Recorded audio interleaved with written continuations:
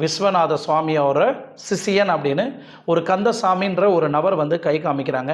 இவர் பொதுவாக வந்து யாருக்கிட்டையுமே பேச மாட்டார். உங்ககிட்ட எந்த அளவுக்கு பேசுகிறாருன்னா அப்போது சாமியோட அனுகிரகம் உங்களுக்கு இருக்குது அப்படின்னு வந்து ஒரு அறிவுரைகள் வந்து சொல்கிறாங்க. அதுக்கப்புறம் உலகத்தில் இருக்கக்கூடிய அனைத்து ஜீவ சமாதியான கோயிலுங்களுக்கு சித்தர்கள் இருக்கக்கூடிய அந்த இடத்துக்கெல்லாம் இவர் பயணிக்கிறாரு உலகம் ஃபுல்லாக. ஸோ இவர் பயணித்து அங்கே போய் ஒரு ஆன்மீகம்னா என்ன அப்படின்னு நிறைய விஷயங்களை கற்றுக்கிறாரு. அதில் வரிகள் என்னன்னா, நாம் எந்த ஒரு ஜீவராசியும் நேசிக்க ஆரம்பிக்கணும் அப்படின்னு தொடங்கப்படுறாரு. இதெல்லாம் கற்றுக்கிறாரு.